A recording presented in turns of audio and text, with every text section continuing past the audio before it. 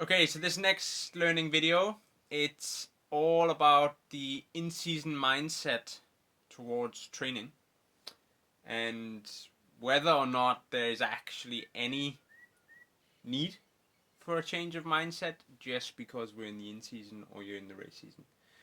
So we know that looking at the off-season and early season period, the stress and the pressure on really hard sessions is not really there. But when we get towards the in season, there's typically this increase of pressure or this increase of want to go out and do hard training. But what's your take on this?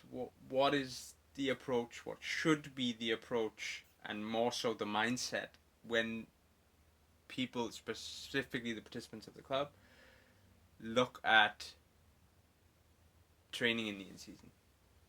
Well, of course, in the off season or early season, there it is less. You feel less pressure because there is not something that's you're gonna be measured upon, or you're not that close to your goal anyway. So that in that time, like yeah, it I would say that you maybe feel a little bit more chilled about things, and as you come into to the season, you might you might feel a little bit more tension because you have something you would really like to achieve.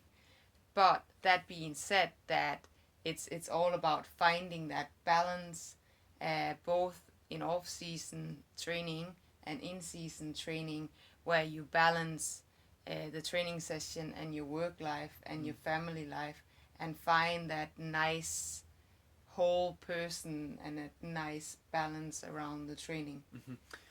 What about training structure? I mean, if you look at a week, if you look at the volume of hard sessions that are in a week versus the volume of easy sessions or the volume of endurance sessions, how does the structure change in season, if at all? Yeah, like I like to keep the same structure. Like the body likes structure, the body likes routine. It more easily adapts to the training and recover and get ready again if it has familiarity, so that it knows what to expect coming back to kind of the same session, like not the same session but the same type of the same discipline on a given day. So the structure is just so critical. I would say, like, as we're getting closer to the season, you will be training maybe more frequency, but it's not, and of course there will start to come more higher intensity, bigger blocks of higher intensity training within a given session, but there are a lot of easy and basic stuff still. So to keeping the conditioning and the endurance and your foundation, you keeping that with the easy stuff as well. And when you look at you talk about structure here and you talk about the familiarity of a week. For you, it never changed. It absolutely never changed for unless there was an injury period or unless there was a need to media commitments or sponsorship commitments and we had to change the structure of a week. But for the most part, it never changed from off season to in season. And is this why participants will see that the structure for these 10 weeks actually doesn't change at all? Yep, absolutely. Yep, this is it's a great structure. It's a structure where the body is are willing to adapt to the session. It's I feel it's just the right amount. It's important to like as some of you guys have asked, can we add more sessions? And yeah, of course you can add more sessions, but I would say, like, the sessions that I have prescribed, they are all of them has quite some intensity in them. And I would say, like, do not apply more hard sessions, do not apply more intensity session. If you are going to do more, do easy stuff, to have a bigger volume if that's what you need. But this structure here is a very tested and great structure to build a week program. And it's a really good point about structure that even though you might not be following the training programs that Hella has provided here, and you might have another coach or you might be training through another program, it's really, really important that you value and you place a really high value on having week on week consistent structure.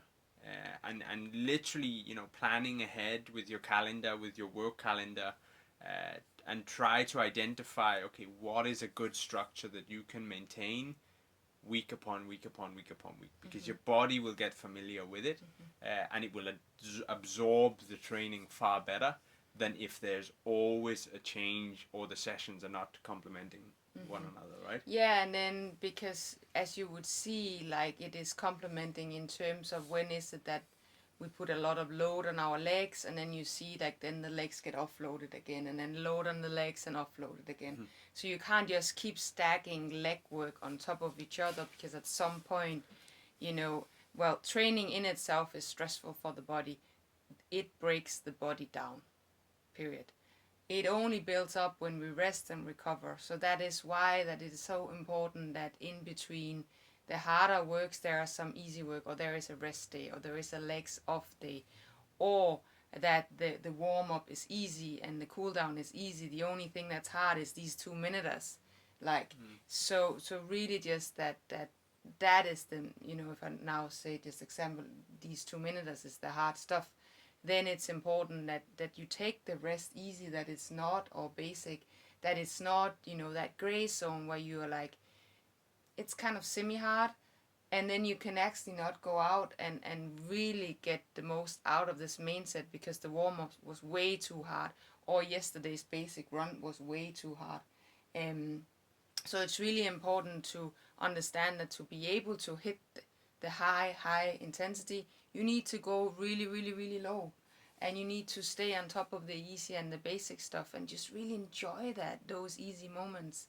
Really enjoy just, chilling and switching off, and there is no pressure of pushing yourself.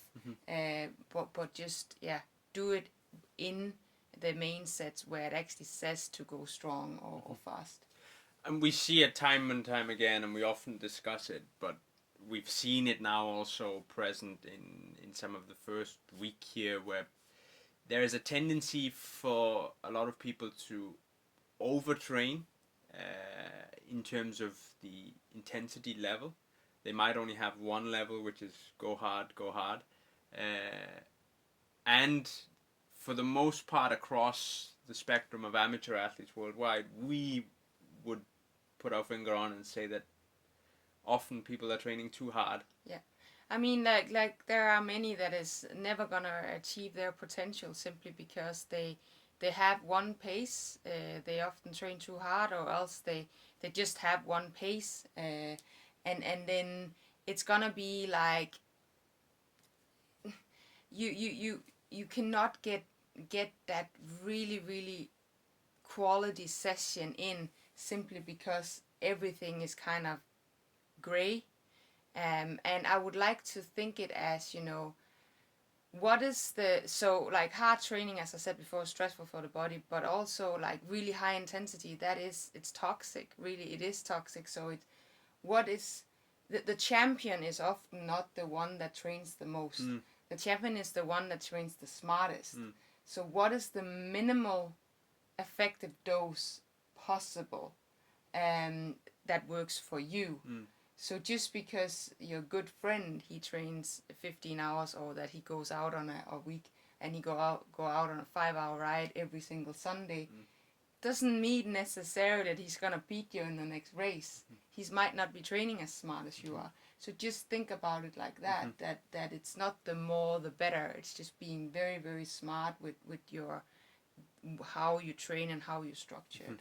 And that's specifically true in relation to in-season, as much as it's true for the whole year, but in-season especially. Especially when you're building up to a race or you have a competition, and granted, not everybody is racing and not everybody, is the competitive mindset, but for those of you that are, it is so critical that you can, as Helle says, go down into these low points and recover and go very easy, and then really hit those peaks more so that you can do it on race day. And that's really, you know, if you're competing, if you're a competitive person and a competitive mind, you need to be able to turn the switch on race day.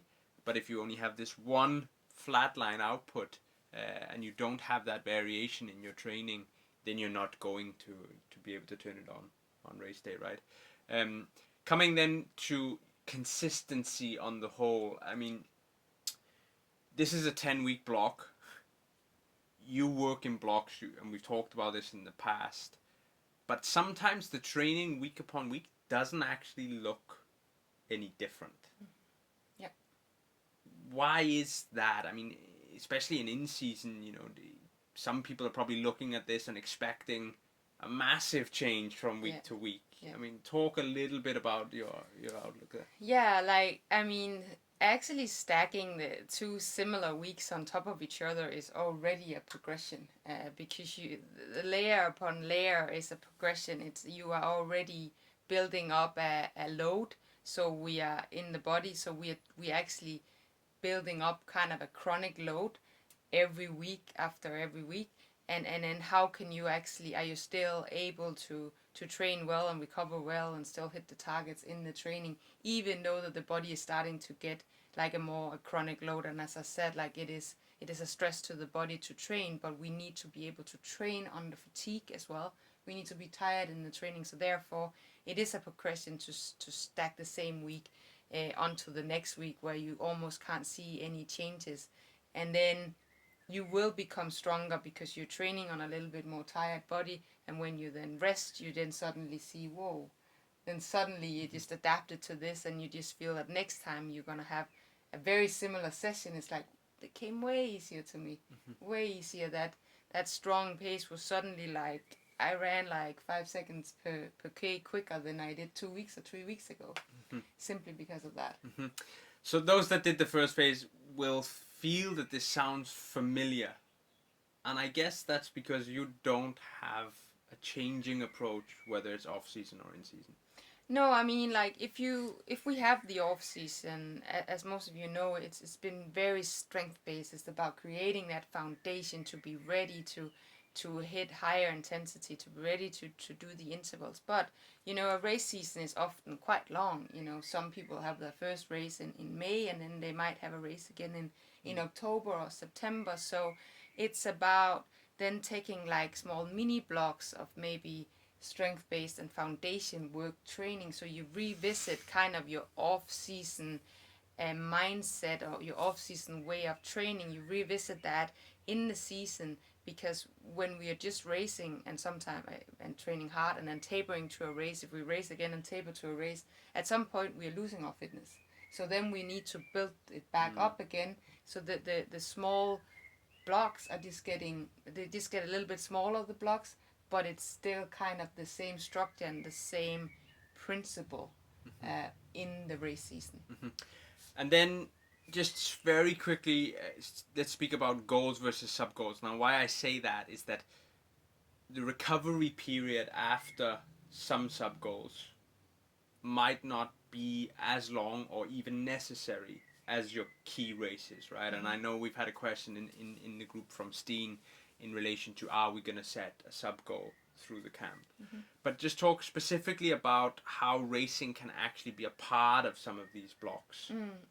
Yeah, so when it is that we train, maybe let's say 5 or 6 weeks, maybe we feel like we need some sort of rest in some way, and a race there could be seen as a little test, a little rest, because you are tapering a little bit into that sub goal or that little test, and then you are resting a little bit again on the other side to let this race or test settle, and so that you actually get a fitness boost of this test or race that you've just done.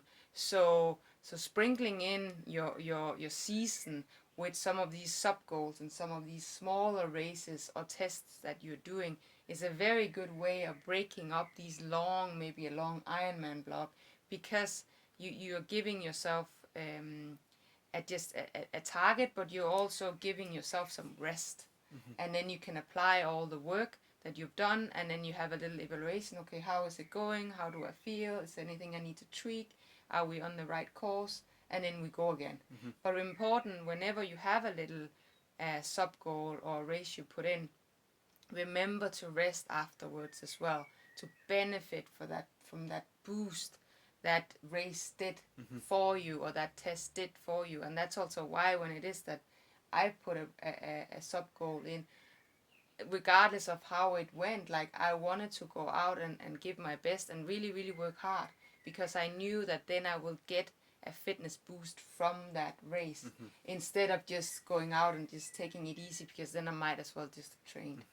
Yeah, because if you look at racing, and you look at actually racing sometimes as big training days, I mean, if it's doesn't matter if it's a sprint distance, Olympic, half, granted you wouldn't do a full distance Ironman as a sub goal, but you know, even if it's an Olympic or a half, I mean, that combined time, I mean, in Helle's case, yeah, we're looking at 4 to 4.5 hours, and in your case it might be, you know, anywhere from 4.5 up to 6 hours. But that accumulated time of moving, you know, consecutively across swim, bike and run, that accumulation is a massive training day. It's a massive training day. And as Helle says, like, that will boost the fitness, but only if you allow it to. Only if you allow and respect the need to recover afterwards, and then again build into the momentum, right? And in our small 10 weeks here, yeah, I am looking and I'm following, and think I will put in a little test run in the middle of the period. It could be week 5 or 6. I'll put that in. Yeah, but that will come. That is in, I know it's on the radar. Helle has been talking about it and observing, and yeah, it will come, and from there then it will be the last push towards the final August the 16th, right? So very good. That wraps up in-season mindset towards training and this learning video.